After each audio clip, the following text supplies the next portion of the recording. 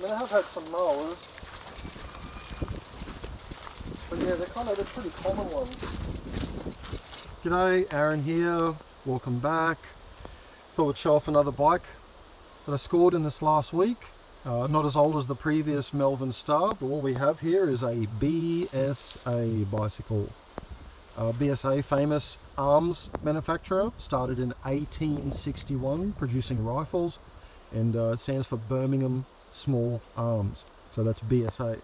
Now they didn't start making bicycles till the early century, I think something like 1908, around there, and then they started producing motorcycles, or motor bicycles as they were called in the early days, in 1919.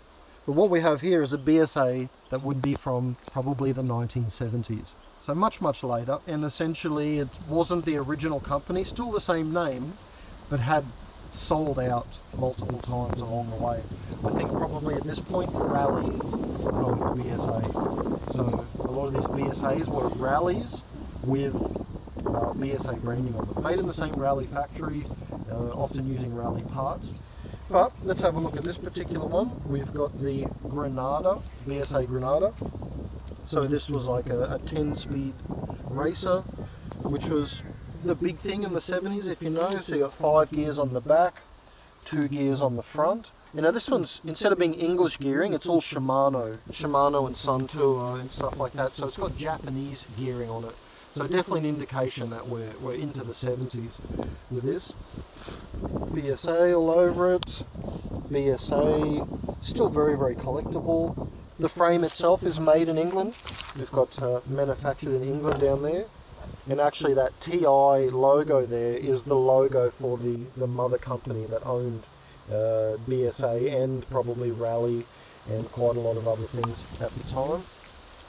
Got the BSA head badge on there, nice metal head badge.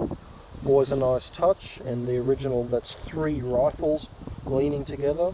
So even those head badges are worth money, because there'll be someone out there wanting to restore a BSA. So the wheel size at the time would have been 27 by 1 1/4. We've got it right here, 27 by 1 1/4. Now these are gum wall tyres, not white wall tyres, they're gum wall.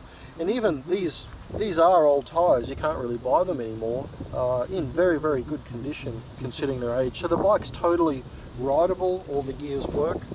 Someone has put a very modern seat on it, the person that got it before me. You got some weird thing going on there, like literally there's not even a front to the seat. I'm guessing that's to allow blood flow through certain areas. Now we've also got the dynamo on here. A lot of us are remembering riding around with dynamos if we were kids, made it harder to pedal, but you got lights after dark. So this would have just be a lever on here somewhere. There we go, push the lever, it clipped onto there.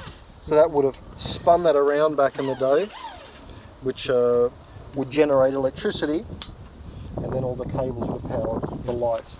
So I'm pretty sure those dynamo, they date back to like the 1930s or something, so they have actually been around a long time.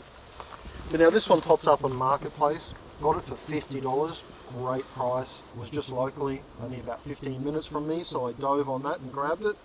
Now I will clean it. There's very little, but there is some rust on there, you know, considering this bike's probably easily 50 years old, between 40 and 50 years old. Very little rust for its age, but I'll get the steel wool into that, clean that rust off, put it up as a nice rideable BSA, and I expect to get somewhere between $150 to $250 for it. I haven't exactly had one of these from this era before, so not 100% sure what it'll fetch, but I imagine easily $150 to $200 considering it's a BSA. So nice little score over the last week, not super early like some other ones that we'll show off, but thought it'd be great to show it off.